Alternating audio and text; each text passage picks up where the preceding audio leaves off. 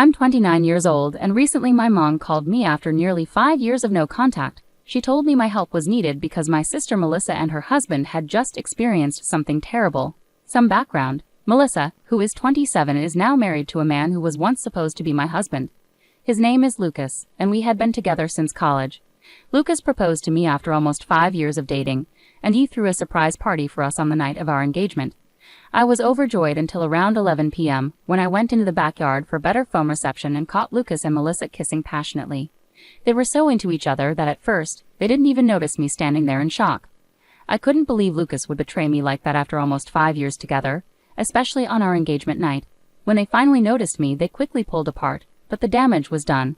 I ran to my car, drove to the nearest hotel, and tried to process what I had seen.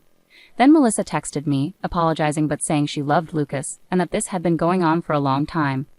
I was in my hotel room when I got that text, and it broke me down completely. Shortly after Melissa, Lucas texted me with a similar message.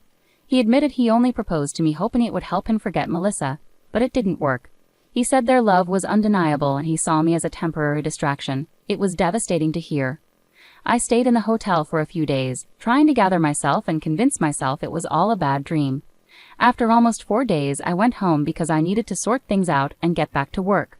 When I returned, I found out my family had been living with Lucas the whole time, waiting for me. It would have been heartwarming if not for the circumstances of my departure. Everyone had tried to reach out to me while I was gone, but I hadn't responded to anyone. So when I finally showed up, it was chaos.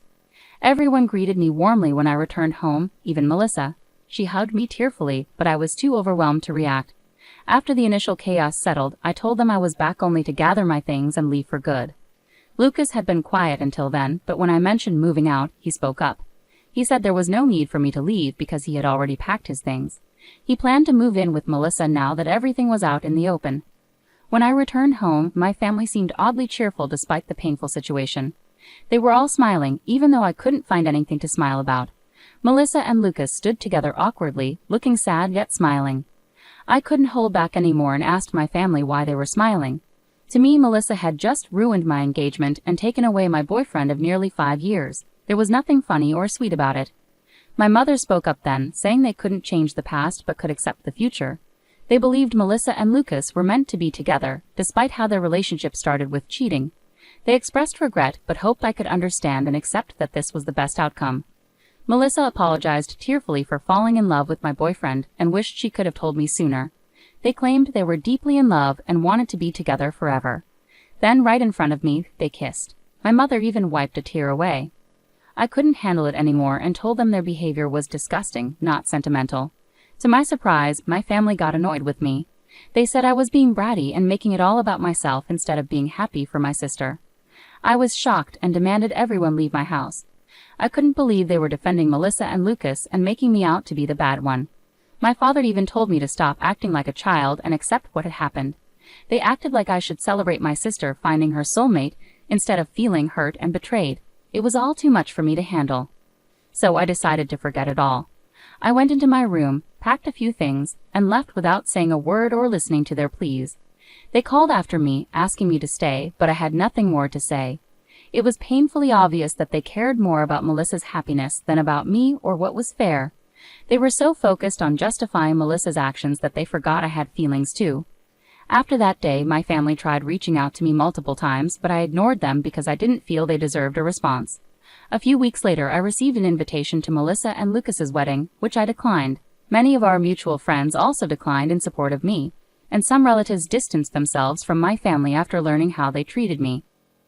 It's been 5 years now, and I've mostly cut them out of my life completely. Occasionally, they've tried to reconnect by sending birthday or New Year wishes, but I've always ignored them. I didn't block them, but I removed them from my social media to keep my life private. I wanted them to see that I was doing well and perhaps feel jealous. It was petty, but it felt justified after what happened. Until recently, I hadn't kept up with what they were doing. About 4 days ago, my mother called from an unknown number. I almost hung up, but she begged for a chance to talk because they were in urgent need of help. I agreed to talk to her briefly because she sounded genuinely distressed, and I couldn't ignore her in that moment. She explained that Melissa and Lucas had started their own business a few years ago, but it was failing miserably. Their investors were pulling out because the business wasn't making any profit. They tried borrowing more money, but that only worsened their financial situation. Now they were drowning in debt and being chased by loan sharks. Everyone, from their employees to their investors and lenders, was pressuring them. My mother knew I lived a comfortable life and was desperate, so she turned to me as a last hope. She begged me to loan Melissa and Lucas around $75,000 to help them clear their debts. So my mother was asking for help on behalf of Melissa and Lucas. I questioned why Melissa herself didn't reach out and why my mother was acting as a messenger. She explained that Melissa and Lucas didn't want her to involve me directly, likely because of what happened 5 years ago. Melissa wasn't ready to accept help from me, but my mother didn't know anyone else who could provide such a large sum quickly. Months had passed and Melissa and Lucas were struggling to make ends meet. My parents and even Lucas's family were doing all they could to support them, but it wasn't enough. Everyone had to think about their own financial security, especially since most in our family were retired, including Lucas's parents. With no other options, my mother called me for help. I could afford to help them, but I didn't want to. Melissa was right not to ask me directly for help. After what they did, they lost any right to make demands from me. I told my mother I couldn't and wouldn't help Melissa and Lucas. She was upset and said I was being cruel, urging me to think about our family. I pointed out that Melissa and Lucas hadn't thought about me during their affair, and our family hadn't considered me when supporting them. I had worked hard for my current position and wasn't going to give $75,000 to people who didn't deserve it. My mother started crying, accusing me of being selfish. She warned that Melissa and Lucas would face serious trouble without my help. I replied that I couldn't change my mind and ended the call. Since then, my mom has been texting me nonstop, begging me to change my mind and help my sister. She says I shouldn't seek revenge and that Melissa's situation is dire. If I don't help now, I might regret it later. It's really overwhelming, and I don't know how to respond without feeling like the bad guy. Am I wrong for not wanting to financially support my sister after she stole my fiancé 5 years ago? Update. So I finally decided to block my family.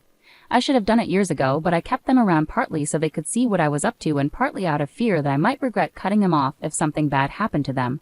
Now I realize I don't care anymore. Refusing to help my sister financially isn't about being petty, it's practical.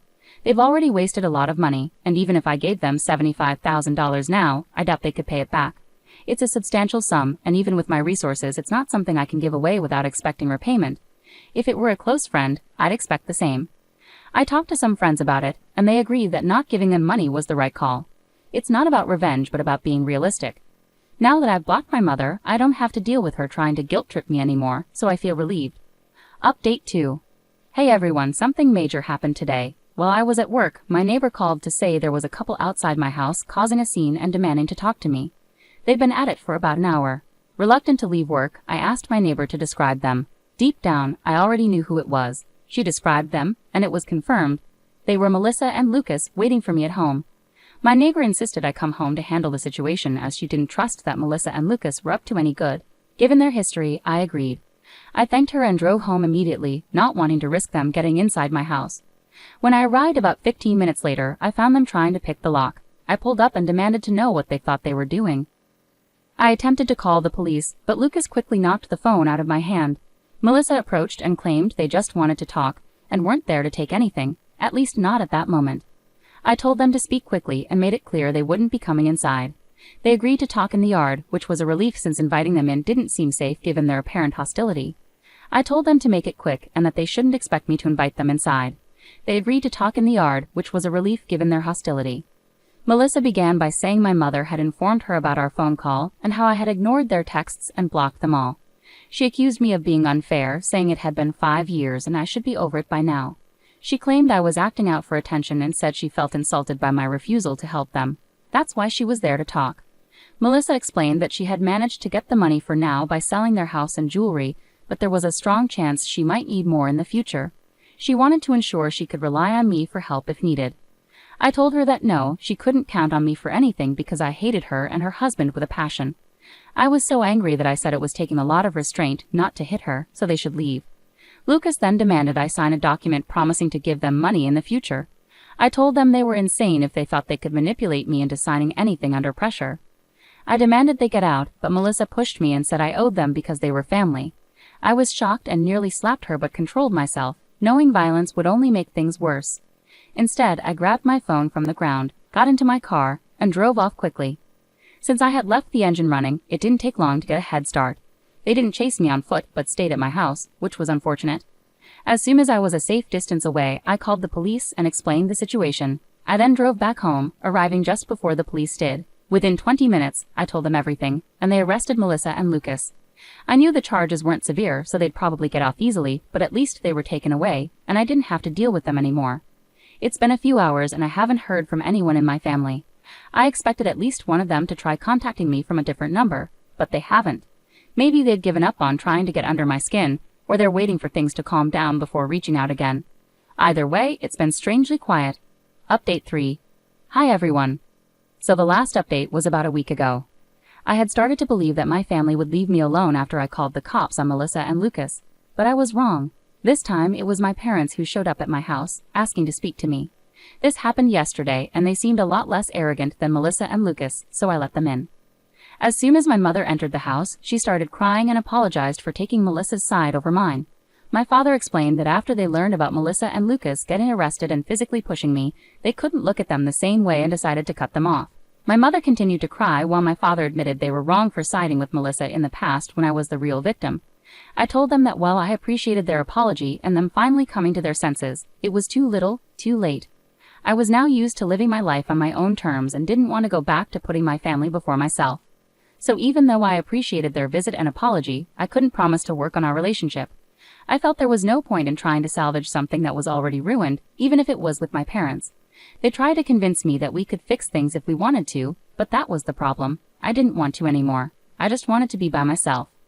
I told them I respected their efforts, but I was done. They seemed a bit disappointed, but eventually they left and asked if I could at least unblock them so we could keep in touch. I have unblocked my parents, which feels weird, but that's it.